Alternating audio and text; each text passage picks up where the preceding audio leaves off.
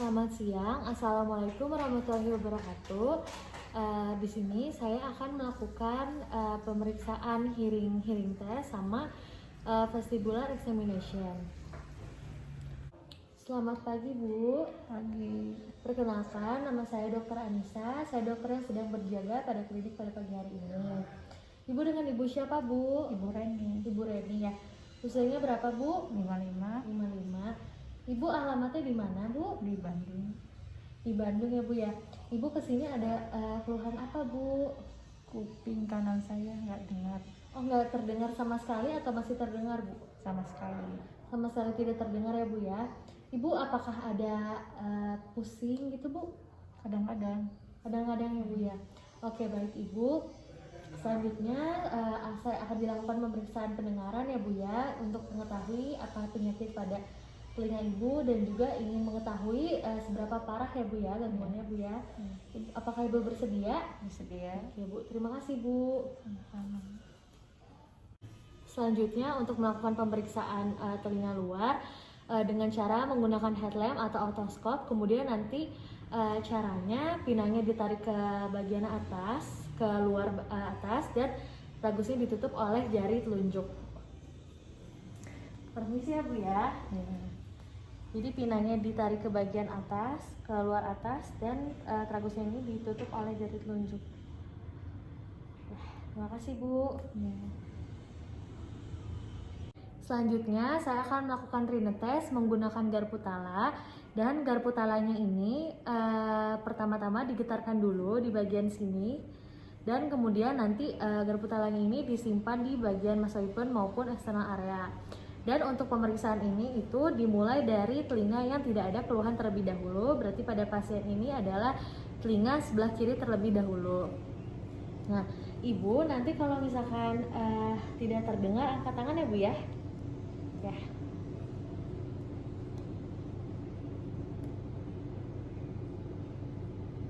Terdengar. Terdengar. Ya. Sebelah satunya lagi ya Bu ya.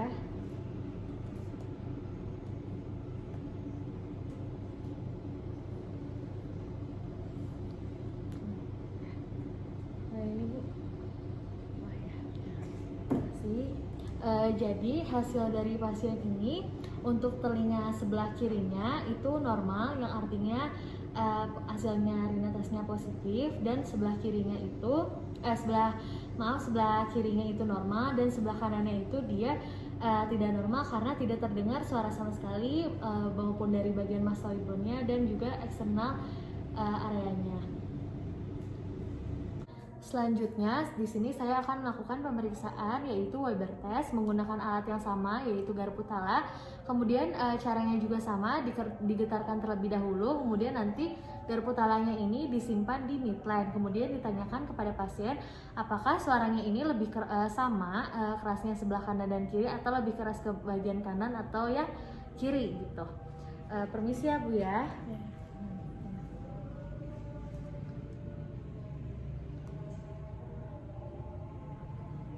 Lebih sama suaranya atau lebih keras kanan atau kiri?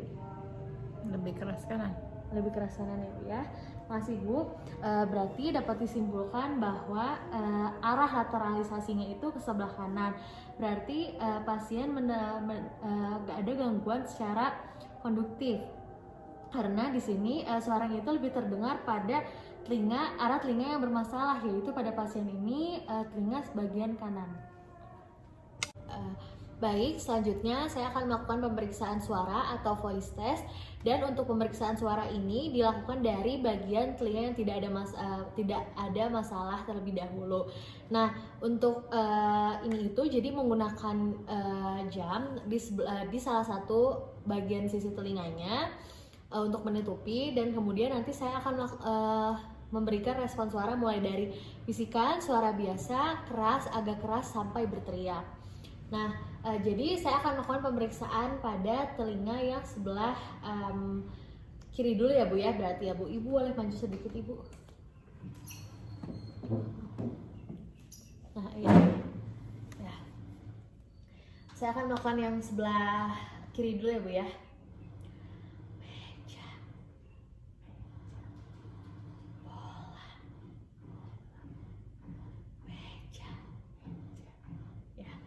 Jadi untuk yang telinga kiri dengan suara berbisik, ibunya ini bisa mendengar. Kemudian coba taruh jamnya di sebelah kiri. Ya, saya akan memeriksa yang sebelah kanan. Meja, bola, meja, meja, Meja. bola, Bola. meja. Meja. Terima kasih Bu. Jadi hasilnya pada pasien yaitu di telinga sebelah kirinya itu dia terdengar yang artinya normal, dan untuk di telinga sebelah kanannya itu dia itu baru terdengar untuk bisikan tidak terdengar dan baru terdengar ketika diberikan respon suara biasa. Nah, jadi hasilnya yang telinga kanan ini ada gangguan telinga yang ringan karena dia masih bisa merespon untuk yang suara biasa, karena kalau parah itu sampai teriak atau agak keras sedikit dia sudah tidak terdengar. Selanjutnya saya akan melakukan Romber test. Nah, untuk Romber test ini jadi di sini saya meminta kaki kanannya pasien itu maju karena tadi kan gangguannya di telinga sebelah kanan, maju, kemudian majunya itu nanti tumit sebelah kanan itu nempel sama jempol di kaki sebelah kiri, dan kemudian nanti saya meminta pasien untuk menyilangkan tangannya. Coba Ibu, kaki kanannya maju. Nah, iya, disilangkan ya. Dan di sini saya harus berada di belakangnya karena menjaga untuk pasiennya takutnya jatuh. Nah, kemudian tutup palanya Ibu. Ya.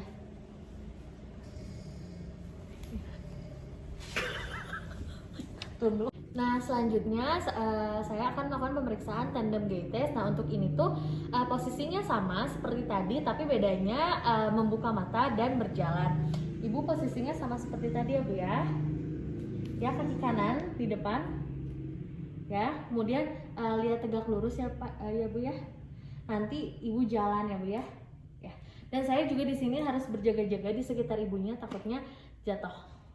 Ya, boleh Bu, jalan.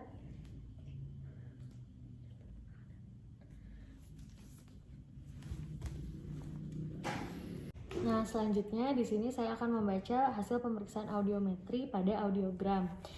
Nah, jadi di sini dapat dilihat yang sebelah sini itu pemeriksaan telinga yang sebelah kanan, dan yang sebelah sini pemeriksaan yang telinga yang sebelah kiri.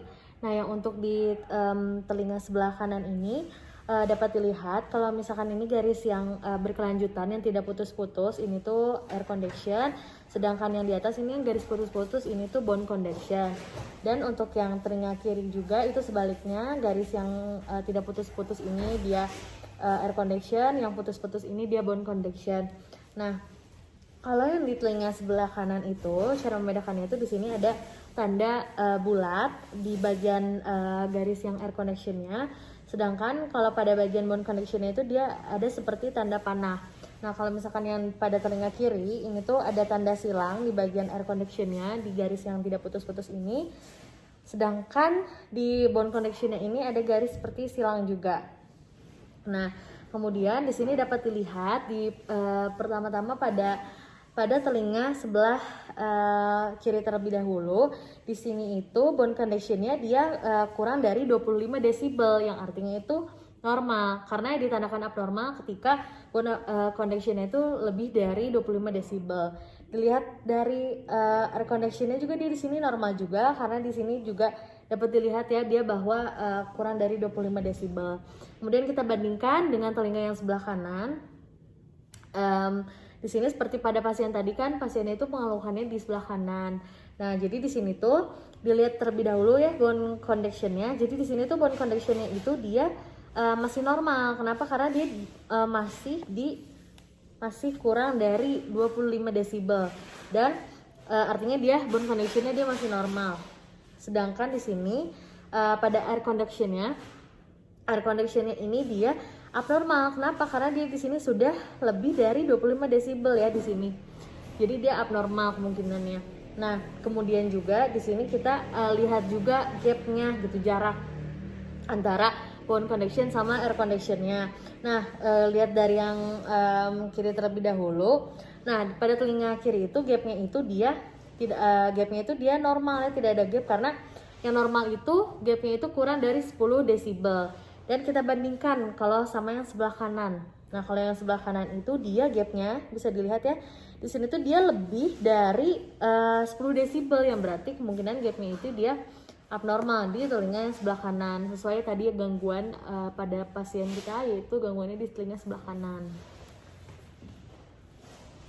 Nah, selanjutnya dapat disimpulkan tadi kan air connection pada telinga pasien sebelah kanan itu dia abnormal, sedangkan bone conduction-nya itu normal. Maka dapat disimpulkan bahwa pasien mengalami gangguan telinganya itu konduksi. Nah, kemudian di sini mau dilihat ambang batasnya. Nah, untuk ambang batas ini dihitung jumlahnya pada frekuensi 500, pada frekuensi yang 500, kemudian pada frekuensi 1000, 2000 dan juga 4000. Dan yang dilihat itu adalah si air conduction-nya. Nih, ini yang pada bagian telinga sebelah kanan. Nah, jadi di sini kita jumlahkan ya pada yang 500, yaitu 45 ditambah 50 ditambah 50 dan ditambah 45. Hasilnya yaitu 190. Dan 190 ini nanti dibagi 4, hasilnya 47,5, dan dimana 47,5 ini dia termasuk ke derajat sedang, yang berarti dapat disimpulkan pada pasien ini mengalami gangguan telinga pada sebelah kanan konduksi derajat sedang. Terima kasih.